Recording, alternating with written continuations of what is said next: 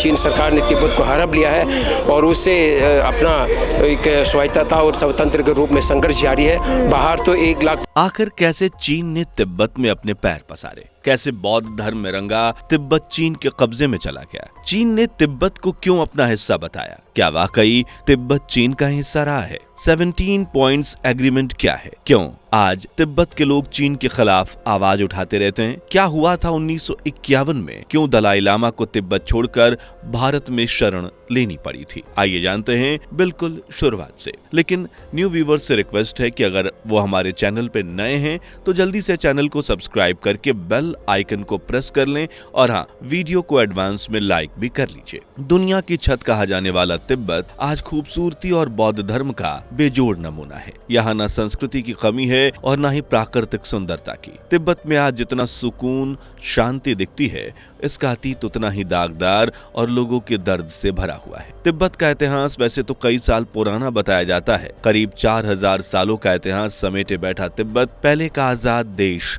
ही कहा जाता था, लेकिन फिर 1720 में पहली बार चीन के गिंग डायनेस्टी की नजर इस पर पड़। फिर इस डायनेस्टी ने तिब्बत के 2 प्रोविंस खाम और अमडो पर कब्जा जमा लिया। इन दोनों को एक नाम दिया गया घिनगाई। बाकी इलाकों पर भी चीन का प्रभाव काफी ज्यादा बढ़ता जा रहा था। साल 1912 में चीन में सियाई रेवोल्यूशन की चिंगारी फूट पड़ी और घिंग डायनेस्टी पूरी तरह से बर्बाद हो गया। इस डायनेस्टी की चीन से उखाड़ तो फेंक ही दिया गया, साथ ही जो इसके जवान तिब्बत में तैनात थे उन्हें भी बाहर का रास्ता दिखा दिया गया। और इस तरह 1912 में तिब्बत के 13वें दलाई लामा ने इसे एक आजाद राष्ट्र घोषित किया, लेकिन तिब्बत की स्वतंत्रता को चीन ने कभी एक्सेप्ट नहीं किया और तिब्बत और चीनी सरकार के बीच हमेशा आपसी मनमुटाव बना रहा, जिसे दूर करने के लिए ब्रिटिशर्स बीच में आए और उन्होंने इन दोनों देशों को मेल जोल बढ़ाने के लिए ब्रिटिशर्स ने 1914 में शिमला में एक मीटिंग रखी, जिसे शिमला कॉन्फ्रेंस के नाम से जाना जाता है। इस कॉन्फ्रेंस में कुछ खास नतीजा निकल कर नहीं आया, लेकिन हाँ, ब्रिटिशर्स और तिब्बत के बीच के रिश्ते काफी अच्छे हो गए। इस वजह से जब तक ब्रिटिशर्स का इन्फ्लुएंस भारत पर रहा, तब तक चीन ने तिब्बत की तरफ आंख गलती से नहीं उठाई और करीब 40 सालों तक तिब्बत आजादी और सुकून के साथ एक आजाद राष्ट्र बनकर रहा। लेकिन फिर आया 1947, जो कि भारत के लिए आजादी लाया, लेकिन तिब्बत को गुलामी की बीड़ियां पहना गया, क्योंकि अब ब्रिटिशर्स का खौफ खत्म हो चुका था। 1949 में चीन की कमान माओ जेडोंग के हाथ में आ चुकी थी। माओ ने चीन को एक कम्युनिस्ट देश घोषित कर दिया था और माओ ही वो शख्स थे जिन्होंने ये दावा किया कि तिब्बत चीन का हिस्सा है, इसलिए इसे चीन में मिला लेना चाहिए।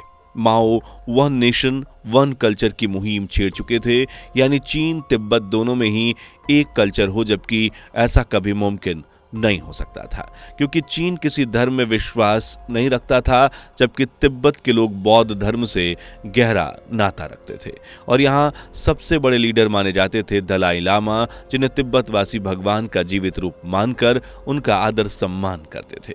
लेकिन माओ तिब्बत को अपने देश में मिलाने की पूरी जद्दोजहद में लगे हुए थे और साल 1950 में बीजिंग रेडियो में यह अनाउंस भी किया गया कि चीन की पीपल लिबरेशन आर्मी को तिब्बत को आजाद करवाने के ऑर्डर्स मिल गए हैं। बस फिर क्या था, 7 अक्टूबर 1950 को चीन के 80,000 जवानों ने तिब्बत पर चढ़ाई कर दी, जिसके बाद तिब्बत के हालात बद से बदतर होते चले गए। तिब्बत के कई इलाकों को चीन ने अपने कब्जे में ले लिया और करीब 8 महीनों तक तिब्बत में हाहाकार मचा रहा। इस युद्ध में करीब 87,000 तिब्बती लोग मारे गए, जबकि चीन के 2,000 सोल्जर्स की भी बलि चढ़ी। इन्हीं तंग हालातों के बीच 14 साल के एक लड़के को तिब्बत का 14वां दलाई लामा बना दिया गया। दलाई लामा जानते थे कि वो चीन से पंगा नहीं ले सकते, इसलिए उन्होंने इस मुद्दे को यूनाइटेड नेशंस में उठाया। यहाँ चीन की काफी निंदा हुई। भले ही चीन ही तिब्बत से ज्यादा पावरफुल था, लेकिन यूनाइटेड नेशंस से पंगा नहीं ले सकता था, इसलिए चीन ने एक सॉफ्ट स्ट्रेटजी अपनाई और 1951 में तिब्बत से एक डेलीगेशन को बीजिंग बुलाया और यहाँ चीन ने इस डेलीगेशन के सामने 17 पॉइंट्स एग्रीमेंट पेश किया, जिसमें चीन ने यह वादा किया था कि वो चीन की बुद्धिस्ट हेरिटेज को कोई नुकसान नहीं पहुंचाएगा। जो भी पॉलिटिकल कंडीशन अभी है वो आगे भी ऐसी ही रहेगी, यानी तिब्बत के हेड सिर्फ और सिर्फ दलाई लामा ही रहेंगे। इस तरह कोई और रास्ता ना होने पर दलाई लामा ने मजबूरी में आकर इस अग्रीमेंट पर साइन कर दिया और करीब आधा तिब्बत चीन के हाथ में चला गया। लेकिन जैसे जैसे वक्त बीतता गया वैसे वैसे चीन का असली रंग सामने आया। चीन ने तिब्बत की पॉलिटिकल लाइफ से लेकर इसके रिसोर्सेज तक में इंटरप्ट करना शुरू कर दिया और अपना इन्फ्लुएंस बढ़ाने की कोशिश की। इसी के चलते साल 1956 में तिब्बत में आजादी की मांग उठने लगी और चीन के खिलाफ जमकर प्रदर्शन हुआ। ये देख चीन ने भी अपने खिलाफ उठ रही हर एक आवाज को दबाने की कोशिश की और करीब 3 सालों तक तिब्बत में कत्लेआम मचा। लोगों को बेघर किया गया, महिलाओं के साथ दुष्कर्म हुआ, अनगिनत लोग मारे गए। तिब्बत में इस हाहाकार को देखकर दलाई लामा के साथ कई लोगों को यहां से जान बचाकर भागना पड़ा। तिब्बत के लोग जानते थे कि चीन पूरी पावर अपने हाथ में करना चाहता था, इसलिए चीन के निशाने पर दलाई लामा हो सकते हैं। यही वजह थी कि दलाई लामा को चोरी छुपे महल के सीक्रेट रास्ते से निकलना पड़ा और इनके साथ ही इनकी माँ, बहन और छोटे भाई, ये पूरा परिवार बचता बचाता महल से बाहर तो निकल आया। लेकिन जैसे ही ये खबर चीन को पता चली, दलाई लामा को ढूंढने के लिए मिलिट्री प्लेन्स की मदद से सर्च ऑपरेशन चलाए जाने लगा।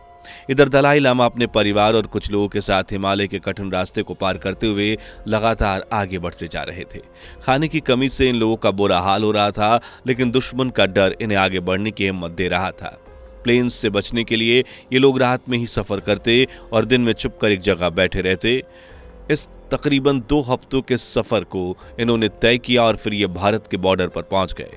भारत की सीमा के पास ही दलाई लामा ने उस वक्त के प्रधानमंत्री पंडित जवाहरलाल नेहरू जी को एक लेटर लिखा और भारत में आने की इजाजत मांगी।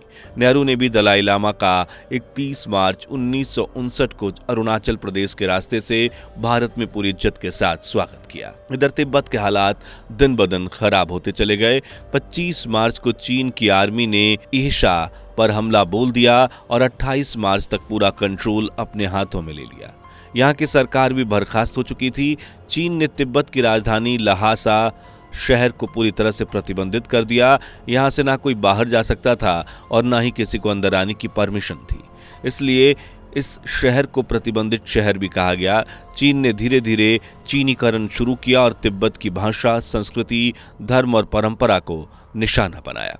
इस दौरान करीब 6000 बौद्ध स्थल ध्वस्त किए गए और तिब्बत को पूरी तरह से बाहरी दुनिया से काट दिया गया।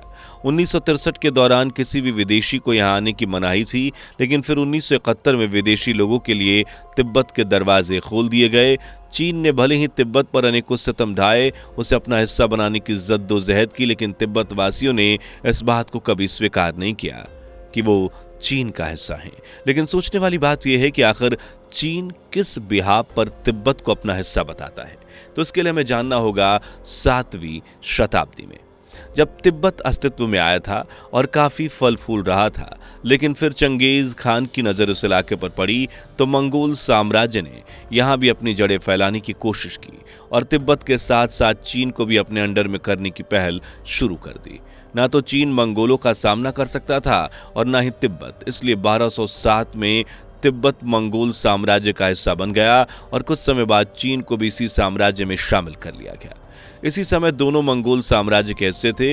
इसी आधार पर चीन यह दावा करता है कि तिब्बत पहले चीन का ही हिस्सा था, जो कि सरासर गलत है। भले ही चीन आज तिब्बत को अपना हिस्सा बनाने की पूरी कोशिश में है, लेकिन तिब्बत वासी कभी खुद को चीन का गुलाम नहीं मानेंगे। वैसे आपको क्या लगता है, क्या तिब्बत चीन के साये से दूर हो पाएगा? क्या ये एक आजाद राष्ट्र होने का दर्जा हासिल कर पाएगा या नहीं? कमेंट सेक्शन में लिखकर जरूर बताएं। अगर वीडियो अच्छी लगी हो तो इसे लाइक और अपने दोस्तों के साथ शेयर जरूर करें। साथ ही अगर हमारे चैनल पे नए हैं या इससे पहली बार जुड़े हैं तो इसे सब्सक्राइब करना ना भूलें। ऐसी ही नॉलेजेबल वीडियोस पाने के लिए बेल आइकन को प्रेस भी कर लें। मिलते हैं अगली वीडियो में, तब तक के लिए bye bye and take care. दोस्तों, आपको स्क्रीन पर 2 और वीडियोस दिखाई दे रही हैं, जिसे देखने के लिए स्क्रीन पर क्लिक करें।